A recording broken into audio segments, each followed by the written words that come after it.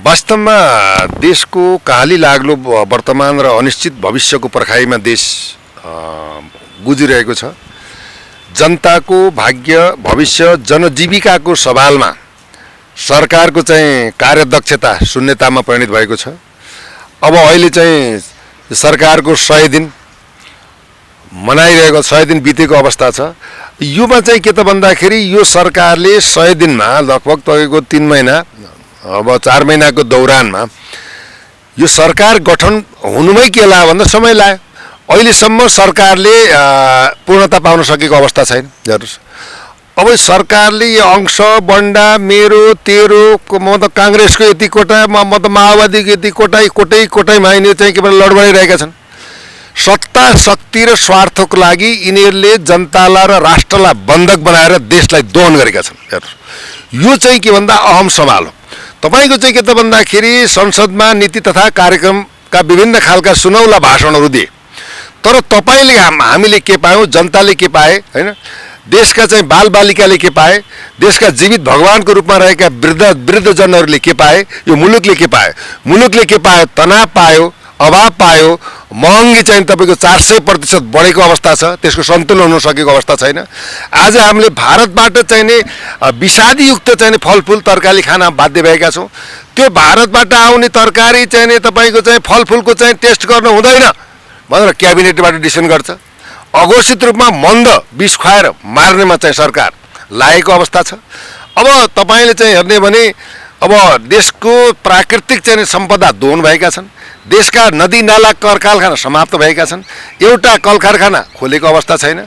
अब तपाईँको चाहिँ मेडिकल माफियाहरूले देशलाई लुटिरहेका छन्। जल माफिया, मेडिकल माफिया, जमिन माफियाले चाहिँ देशलाई विलिन बनाइसकेको अवस्था छ। हेर्नुहोस्, अब यो अवस्थाबाट जनतालाई राहत दिने चाहिँ कसले?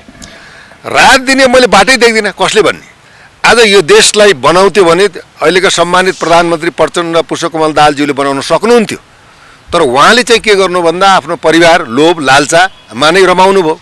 र आज आएर उहाँले चाहिँ सङ्गीन तपाईँको युद्धकालीन सङ्गीन अपराधको चाहिँ आरोपमा उहाँको मुद्दा देशको अदालतको पनि सर्वोच्च अदालतमा विचाराधीन भएको अवस्था छ।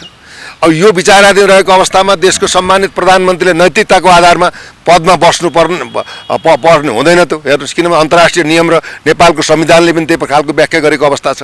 अब बनाउनु पर्ने प्रचण्डले हो, तर उहाँले बनाउन सक्नु भएन, किनभने उहाँमा राजनीतिक ज्ञान पनि नभएको जस्तो लाग्यो, सल्लाहकार पनि अभाव भएको देखियो। उहाँले भन्नुभयो, उहाँको एउटा अभिव्यक्तिले त हामीले सम्मान गर्नु पर्यो नि।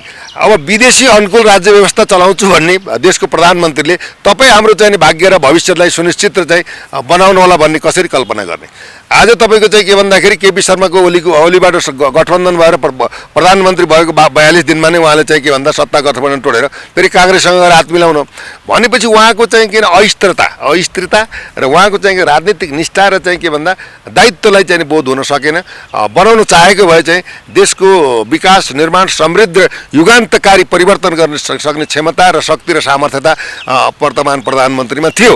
तथापि हामीले अब केही आशा गरौँ, एकैचोटि चाहिँ निराश चाहिँ नहौँ, देश बन्दैन भनेर चाहिँ निराश पनि नहौँ, देश बन्ला। अब उहाँले भनिसक्नु भएको छ, विगतमा चाहिँ मैले राम्रो साथी पनि पाइनँ, राजनीतिक ज्ञान पनि भएन, अब मैले देशलाई काया पलट गरेर देखाउँछु भन्नुभएको छ। अब वाचन सीमा छौँ, अब उहाँलाई शुभकामना पनि छ, तर 100 दिनको कार्यकाल तपाईँको 0 शून्यतामा रहेको चाहिँ यथार्थ चिन्तन र कार्य पद्धति र प्रणाली व्यवहारमा एउटा नेताले अर्को नेतालाई गाली गर्ने, जुहारी खेल्ने, ततर मोमो गर्ने, तुतु मोमो गर्ने, सत्ता स्वार्थ र चाहिँ कुर्चीको लागि चाहिँ जुहारी खेल्ने चाहिँ थलो चाहिँ बन्यो के भन्दा संसद भवन। यही नै चाहिँ 100 दिनको उपलब्धि हो। अब चाहिँ के भन्दा सदैव यही खालको आफ्नै भरण पोषण सत्ता भत्ताकै लागि नै राजनीति गर्ने हो भने त भन्नु केही पनि छैन। अझै पनि अब समय छ सुध्रिएर विगतमा भएका गल्ती कमजोरीलाई चाहिँ आत्मसात गरेर जनताका आवाजहरू आज ऋणबाट चाहिँ के भन्दा लघु वित्तीय संस्थानबाट चाहिँ चर्को मिटर ब्याजबाट चाहिँ मान्छे झुन्डेर मरेका छन्, विष खाएर मरेका छन्, हाम फालेर मरेका छन् हैन। यस्तो अवस्थालाई आर्थिक सन्तुलन गरेर सहजीकरण गरेर जुन देशको चाहिँ 35-32 अरब पैसा धन्य तपाईँको चाहिँ के भन्दा 42 के अरे 52वटा चाहिँ तपाईँको मारेहरूले 10-12वटा नेताको हातमा पैसा गएको छ। अब ब्याङ्कमा पैसा छैन, राष्ट्र ब्याङ्कको अनुगमन छैन। राष्ट्र ब्याङ्कले चाहिँ के भन्दाखेरि अब सही तरिकाले अनुगमन नगरेर राष्ट्र ब्याङ्क नै यसमा संलग्न भएको हामीले पायौँ। अब एउटा सिइओको तलब हेर्नुहोस्, करोडौँ छ, करोडौँ गाडी छन्, महल छन्, एउटा सहजीकरण कसले गर्ने? त्यो त के भन्दाखेरि आफै झाँक्री आफै बोक्सीको परिस्थिति जन्मिएको छ।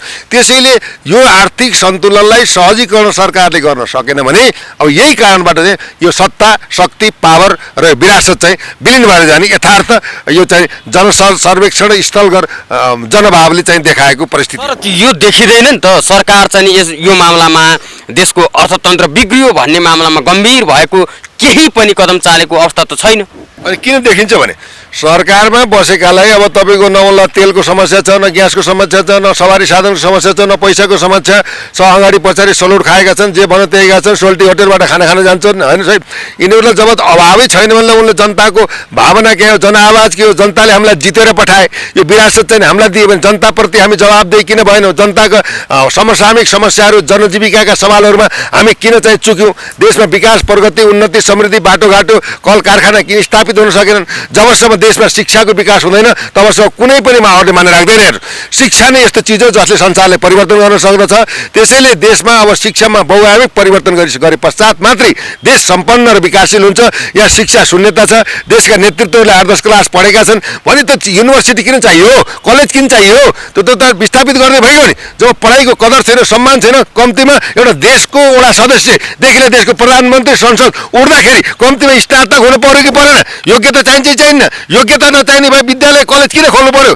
योग्यताको कदर भएन। स्थायी योग्यता भनेको उसको पढाइ लेखाइ हो। त उनीहरूले यहाँ सरकार चुकेको छ। अरू सबै छोडिदिनुहोस्। देशमा चाहिँ के भन्दा देश एउटा कृषि प्रधान देश हो। कृषिमा क्रान्ति र शिक्षामा चाहिँ के भन्दा वैज्ञानिक पद्धतिकरण जबसम्म लागू हुँदैन तब देशमा यो चेतना पनि जनतामा जागृत हुँदैन, देशको विकास पनि हुँदैन। शिक्षा नै यस्तो चिज हो, यो शिक्षालाई नै प्रायोरिटी दिनुपर्छ। त्यही नै मान्यता हो। एउटा युरियाको मोल छैन। देशको सम्पदा लुटेका छन्। आज 20-22 खरब चाहिँ विदेशीको ऋण तपाईँ हाम्रो टाउकोमा भएको छ। त्यति होइन, समस्याहरू यति छन्, यस्तो यस्तो छ भनेर भन्ने धेरै भए, समस्याको समाधान दिने कोही पनि भइदिएन नि। यहाँ समाधान हामी दिन्छौँ। किन भन्दा उनलाई भत्ता दिएका छौँ, सत्ता दिएका छौँ, कुर्ची दिएका छौँ, सुरक्षा दिएका छौँ, खानपान दिएका छौँ, तलब दिएका छौँ, गाडी दिएका छौँ, अगाडि बढाइ साइजन बढाएर चाहिँ बजार सुरक्षा दिएका छौँ भने अब उहाँहरूले के दिने? देश र जनताको लागि के दिने? जनताका जनजीवी आज त साँझ के खाउँ बिहान के खाउँ भन्ने अवस्था भयो। हेर्नुहोस्, त्यो उनीहरूले विकल्प के भन्दा संहिता खारेज गर्नुपर्छ। सेतो हात्ती पाल्नु हुँदैन। यो चाहिँ के भन्दा बढ्ता चाहिँ तपाईँ यो संसद सङ्ख्या घटाउनुपर्छ। मन्त्रीमण्डल तपाईँको संविधानमा 25 भने होइन, 10वटा मन्त्रीमण्डल प्रधानमन्त्रीको चाहिँ नेतृत्वमा 10वटा मन्त्री राख्नुपर्छ। हेर्नु, संहितालाई पहिलोपटक संहिता हटाइयो भने के हुन्छ? बिस्तारै के भन्छ तपाईँको चाहिँ के भन्दा यो आर्थिक सहजीकरण हुन जान्छ। विदेशमा थुपारिएका धन नेपालको ब्याङ्कमा ल्याएर राख्नुपर्छ। नेपालमा यति धेरै ब्याङ्क किन चाहिए?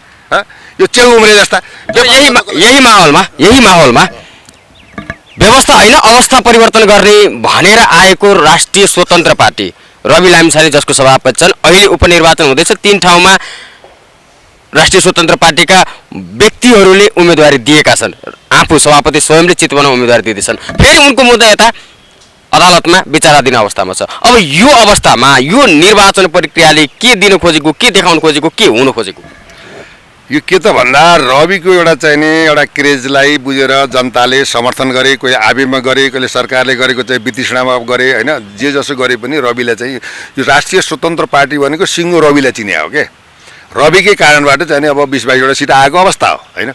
तर रहेको कुरो के त भन्दा यति चाहिँ अब 6 महिनाको अन्तरालमा एउटा युवाले पार्टी खोलेर यस्तो जनमत ल्याइसकेपछि यिनको चाहिँ विरासत चाहिँ सखा पनि हो। अब हामीले चाहिँ गरिरहेको सिंहासन त चाहिँ अर्कोले तान्ने हो भन्ने एउटा डरको दारिद्रिक मानसिकताबाट रविलाई डुबाउनको लागि त्यो चाहिँ सामान्य प्रक्रियागत त्रुटिबाट उसका 4वटा पद पनि समाप्त पारियो, रोडमा झारियो। फेरि अहिले आएर चाहिँ तपाईँ के भन्दाखेरि उपनिर्वाचनको यो खर्च कसले बेहोर्ने? यो त अरबौँ खर्च हुन्छ। यो राष्ट्रको सम्पत्ति त दोहन हुन्छ नि त्यहाँ होइन। जनतालाई पटक त भोट दिने के जनता गोठाला हुन्? सर्वशक्तिमान नागरिकलाई पनि त नागरिकको जनमतलाई पनि त अपमान गरियो हेर्नु त्यो आफ्नो ठाउँमा छ किन सर्वोच्चले निर्णय गरेका कुराहरूलाई हामीले चाहिँ अब मानहानि गर्न मिल्दैन तथापि चाहिँ के त भन्दाखेरि अहिले आएर अब तपाईँको फेरि पासपोर्टको मुद्दा सर्वोच्चमा अख्तियारमा सम्पत्ति सुधार कता कता मुद्दा हालेर अब फेरि सर्वोच्च अदालतले चाहिँ के चुनाव जुन कारण देखाऊ आदेश भनेर जुन महाधिवक्ता जो नेपाल सरकारको कानुनी सल्लाहकार हुनुहुन्छ उहाँको नियुक्ति पनि कसले गर्छ देशको प्रधानमन्त्रीले गर्छ भनी चाहिँ भनौँ तपाईँको चाहिँ के भन्दाखेरि यो चाहिँ अहिले तामेलीमा राखेको मुद्दा होइन तामेलीमा राखेको मुद्दालाई फेरि चाहिँ सर्वोच्चमा चाहिँ के भन्दाखेरि मुद्दा दायर रिट गरेर 15 दिनमा कारण देखाऊ भनेपछि त 15 दिनभित्रमै चुनाव हुन्छ चुनाव भएर भाइदेव रविले जित्यो भने त फेरि उही तालुनी भयो यो कतिपल्ट घुमाउने यो न्याय दिन ढिलो गर्नु पनि त अन्याय गर्नु हो मेरो भनाइ के छ रविले गल्ती नै गरेछ भने प्रमाणित तरिकाले कारवाही हुनुपर्छ होइन भने अल्झाएर बल्झाएर चाहिँ पटक पटक कति रवि उसैको खेदो खेल्ने सरकार अब भनौँ नेता मन्त्री प्रधानमन्त्री विभिन्न मान्छेहरू उसैकै पछि लाग्नु कारण के हो भन्ने यो अहम प्रश्न जन्मिएको छ तथापि अहिले चाहिँ के भन्दाखेरि जसले आफूलाई चाहिँ के भन्दा विरासतमा पुऱ्याएर रोडमा घिसारो उहाँको समर्थन लिएर अझै पनि कन्नानी छोप्नु छोड्नु भएको छैन सरकार छोडे पनि समर्थन गर्नु छोड्नु भएको छैन भन्ने खालको एउटा सामाजिक केही चिन्तन बनाउनेका कुराहरू छन् अब एमालेबाट पनि उहाँले चितवनमा भोट पाउने अवस्था छैन माओवादीबाट पनि भोट पाउने अवस्था छैन राष्ट्रिय प्रजातन्त्र पार्टीको चाहिँ आफ्नै उम्मेदवार छ होइन उहाँबाट भोट पाउने अवस्था पनि छैन नेपाली काङ्ग्रेसले पनि अब चाहिँ भोट दिने सम्भावना देखिन्न भनेपछि अहिले के छ भन्दा रविको जुन हाइट थियो म त विश्लेषक हो म रविको कुनै अन्धभक्त पनि होइन म कुनै पार्टीको झोले पनि होइन झोला फिरेर हिँड्दा पनि हिँड्दैन तर मैले देखेको र विश्लेषण गरेको र चितवनमा म पनि गएको अवस्था हो 2-3 दिन त्यहाँ बसेको अवस्था पनि हो जनसर्वेक्षण र अनुगमन भएको अवस्था पनि हुन् रविले चाहिँ भनौँ केही मतबाट जित्ने आशा पनि देखिन्छ तथापि चाहिँ के भन्दा अहिलेको जो महल रविले जो सिद्धाउने महल जुन क्रिएट भइरहेको छ यसबाट चाहिँ हार्ने सम्भावना पनि देखिन्छ किन भन्दाखेरि सत्य बोल्नुपर्छ तर अदालतले पनि रविको गर्दनमा खुकुरी राखेर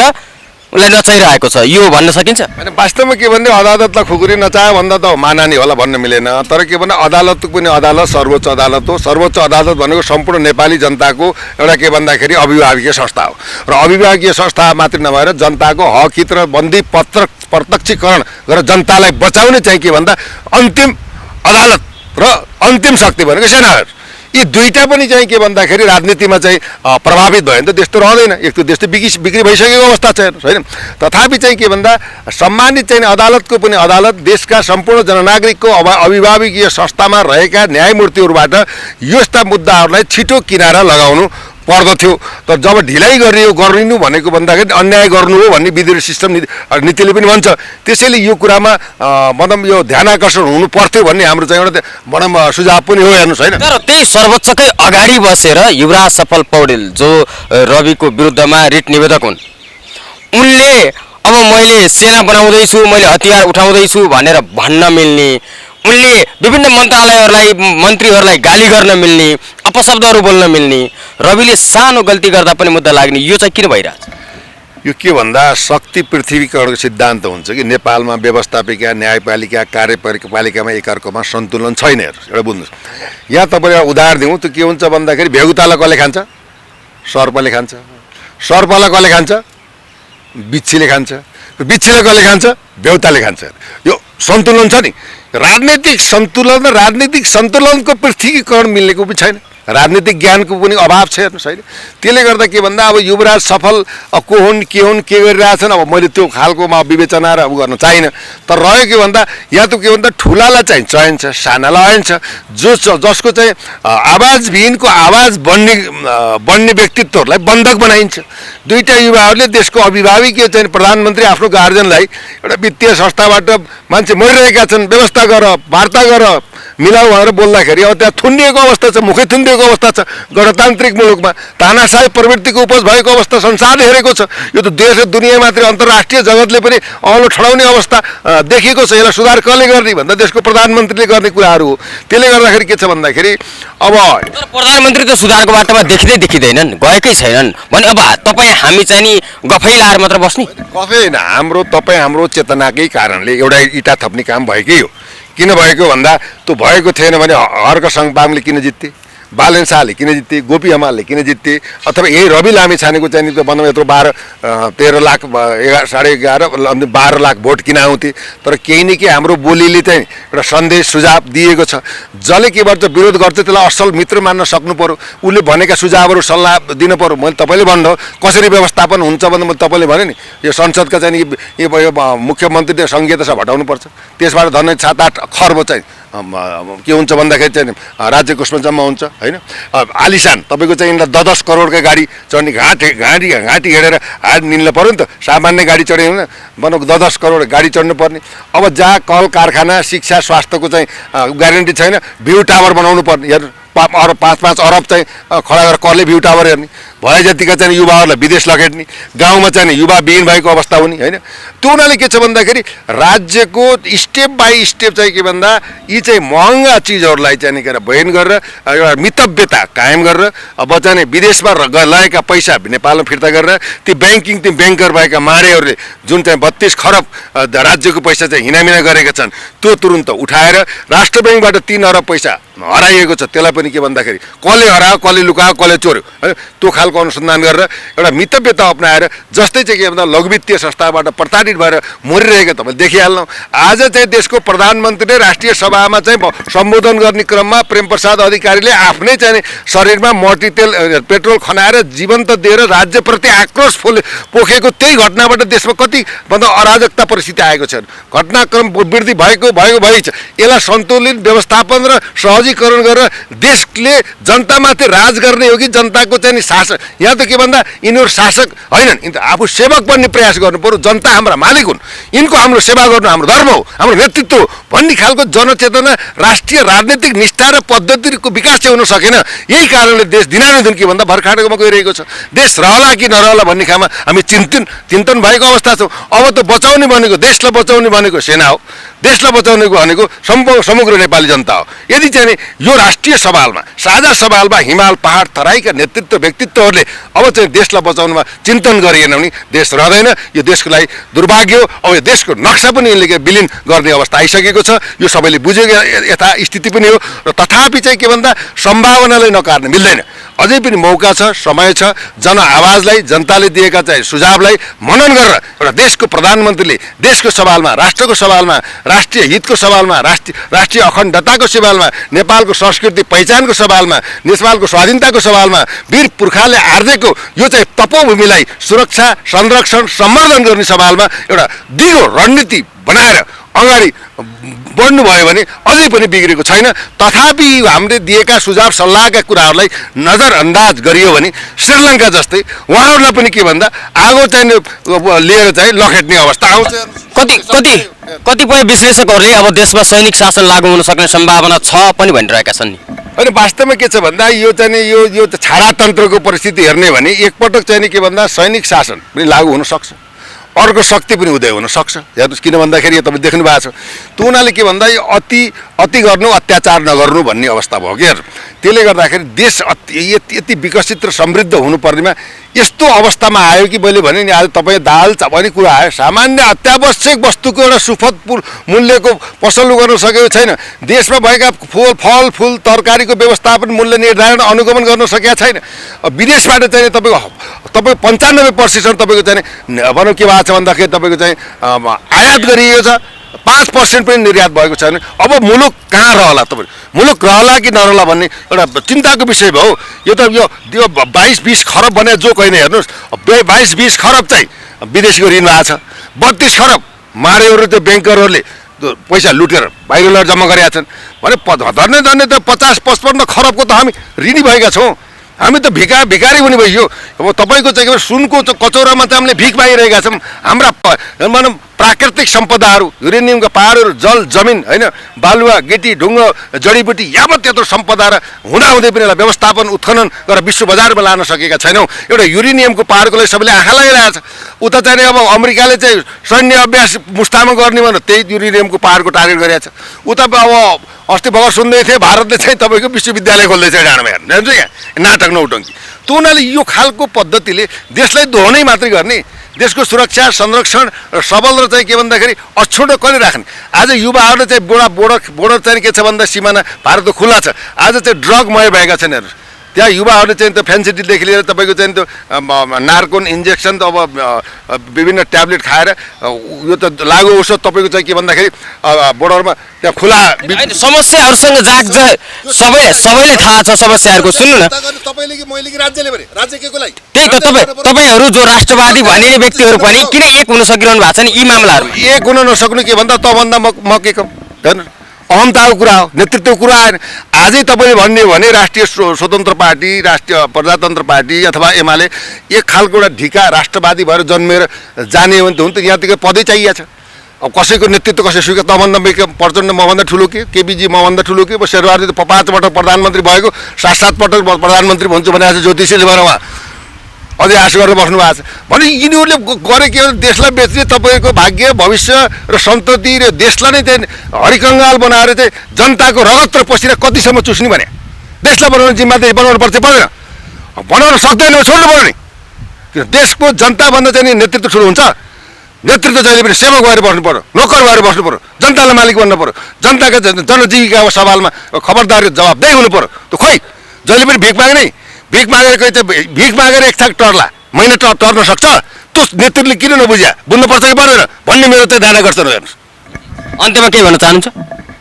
होइन अन्तमा अब चाहिँ के त भन्दा देश अत्यन्त काली लाग्दो अवस्थामा छ। अहिलेको नेतृत्वले के भन्दा हाम्रा सुझाव जनताका चाहिँ विचार र अहिले आवश्यकताहरूलाई बुझेर जानेर रणनीति तयार गरेर देशलाई एउटा सुसज्जित विकसित र एउटा शिक्षाको सुधारमा चाहिँ अग्रगामी परिवर्तन गर्नुपर्छ भने मूलतः अहिले चाहिँ के भन्दा लघुवित्तीयबाट चाहिँ जुन अब दरो ब्याजबाट चाहिँ मर्न बाध्य भएका व्यक्तित्व र नेतृत्व बचाउने खालको रणनीति तयार गरेर अब चाहिँ के भन्दा भुल भुलैयामा सत्ता स्वार्थ र आफ्नो मान्छेलाई परिवारवादी सरकार बनाएर देश दोहन गर्ने होइन देशको चाहिँ जनताको समृद्धि विकास शिक्षा र चाहिँ कृषिको क्षेत्रमा एउटा योजना रणनीति तय गरेर चाहिँ अगाडि बढ्नु बाहेक विकल्प छैन। यही नै तपाईँको टेलिभिजनद्वारा देशको सरकार विशेष गरी देशको सम्मानित प्रधानमन्त्री पुष्पकमल दाहाल प्रचण्डज्यूलाई म ध्यान आकर्षण गराउन चाहन्छु।